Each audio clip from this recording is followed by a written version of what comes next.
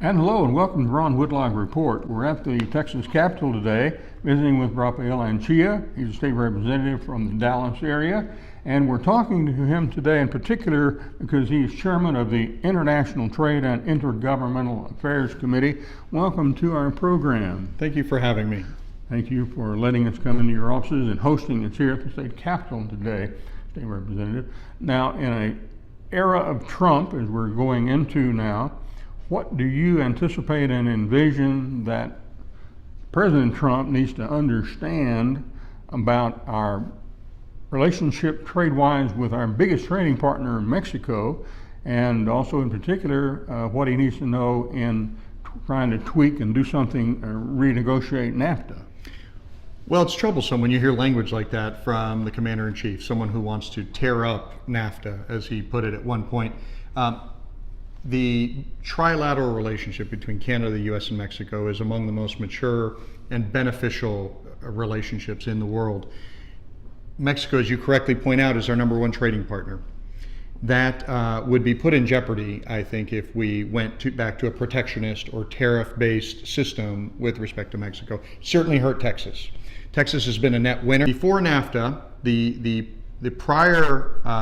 largest trading relationship was with Canada and the United States. There was a free trade agreement that had been in place since 1989, and it was a very large trading relationship. Well, we have now added what was then a very large trading relationship. We have replicated that with Mexico. And so we are, for Texas, and we stand at the geographic crossroads of North America, we are net winners. And winners not just in a small way, in a big way, from our trade with Mexico. In fact, Texas, the comptroller just reported, has 1.6 million jobs that are directly related to exports to Mexico. That's a lot of jobs.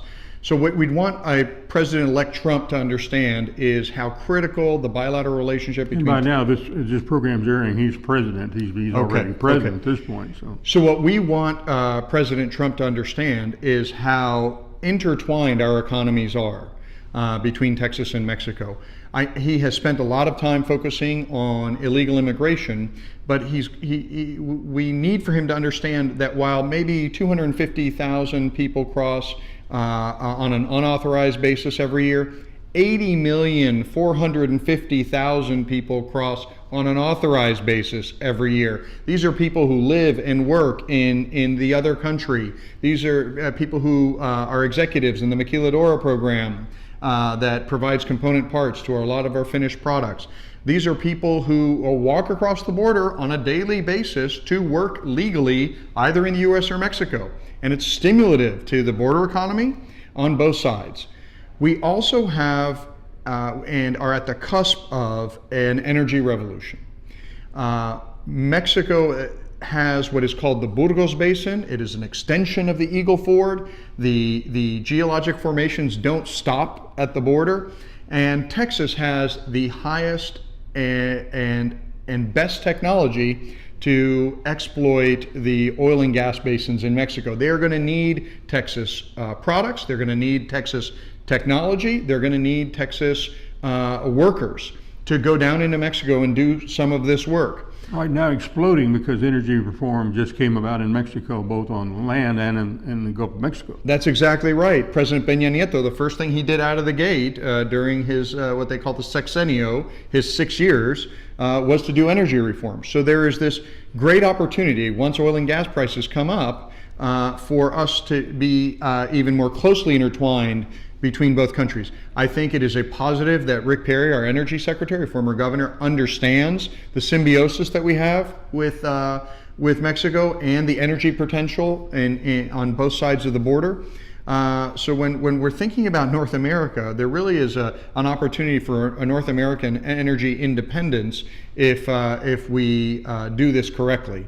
And those are some of the things I'd want President Trump to understand. I'd also want him to understand, with respect to his famous border wall, that when you think about Texas and Mexico, it's less about two countries and more about one region. And this region has had people moving across, trading, living on both sides of the border for hundreds of years. And if he took time to understand that the region between San Antonio and Monterrey is really a seamless region and has been for centuries for trading, whether you were talking about the Camino Real coming up from Spain, or you're talking about the bilateral trade that happens today. There should be a greater emphasis in infrastructure, but not in the form of the wall, in the form of bridges and roadways to move pipelines,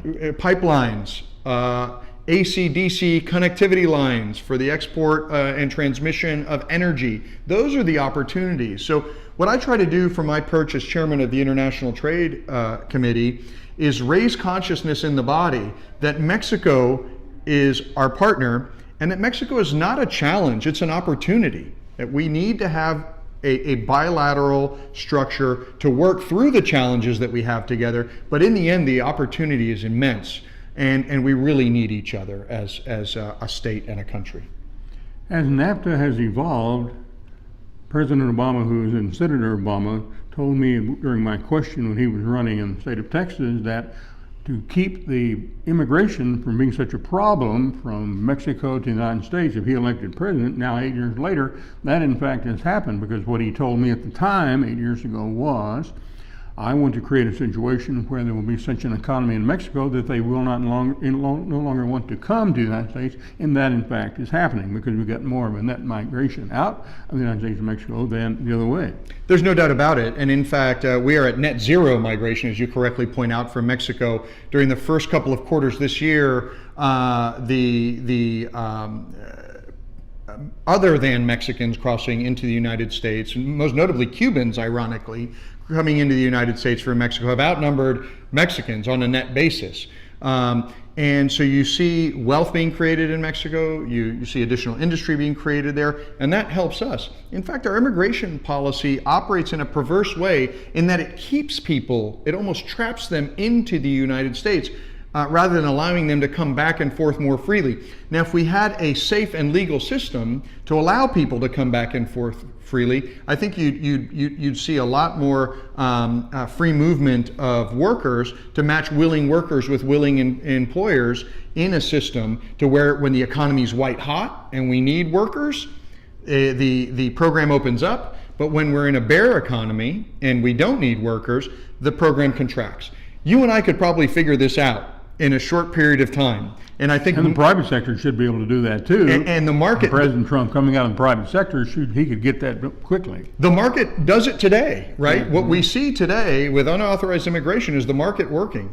And the signal that we send people is, if you can survive a river crossing or a border crossing, there are plentiful jobs waiting for you here. And what we should be doing, instead of building a wall, is coming up with a rational system that allows willing workers and willing employers to meet, because that's what the market demands. And as I'm sure President Trump understood when he selected former 10-year governor of Texas, Rick Perry, to be on his cabinet, he understood that job creation in Texas were extraordinarily off the chart, number one, all the time during the decline of our economy. Well, Texas job creation was tremendous in Texas. Absolutely. In Texas, thanks to the oil and gas industry, Texas was... And NAFTA. And NAFTA, and our bilateral relationship with Mexico, we were the last ones to go into the recession and the first ones to come out. That's pretty good. That's pretty good. I'll take that all day long. So, who else do we need to talk to, and what other points do we need to make to the Trump administration to understand, don't mess with NAFTA, or don't mess too much with energy reform at this point going on in Mexico, because if you think what Texas and job creation has been doing, he ain't seen nothing yet. Well, I'm worried about his tweets. You know, he was very critical of the fighter that we build in Fort Worth, calling for cost overruns. The Lockheed stock tanked immediately after his tweet. That hurts jobs in Texas. He was very critical about the Air Force One contract, and that is assembled in large part in San Antonio. So those manufacturing jobs, and now he's at war with Toyota, and we build the Tundra in San Antonio. And so, and we have our Toyota's U.S. headquarters in Plano. So I'm very, very concerned about his erratic behavior, and hope that people who know Texas and know Mexico can rein him in, because the potential for damage is great. He can hurt a lot of jobs all across the state with reckless behavior. The new Secretary of State, coming out of the Lone Star State, former CEO of ExxonMobil, that's got to be a net positive in addition by having him and Rick Perry on the cabinet. Well, I think we need as many people as possible who understand Texas. I mean, I think between the two of them, they understand energy, and I think that's very good. If we can disentangle nominee Tillerson from any potential business conflicts, and I think he'll be able to do that. He's a very sophisticated and smart man. And we're assuming that this late airing after the fact, after this recording date of January the 10th, is being the fact he will be the Secretary of State as this program airs. And if that is the case, I would say, as the Secretary of State, Mr. Tillerson has an understanding not only of global affairs, but more importantly for us here in Texas, he understands Texas. Look at the camera and anticipate and expect, and let's just make believe that President Trump is watching this program. What would you like to tell him about what you understand about international trade with Mexico and how it affects the Trump administration going forward? I would say to President Trump, don't mess with Texas. We don't need the border wall. Let the market operate as it has been operating for centuries, and make sure that we make bilateral trade easier and not harder. And he talked not only to his cabinet members, but to our Senator, John Cornyn.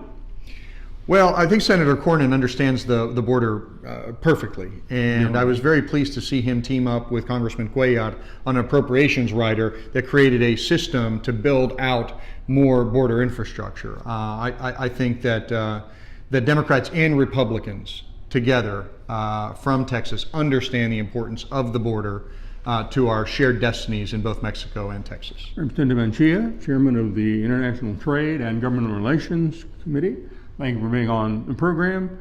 We hope we'll be talking to you many times in the near future.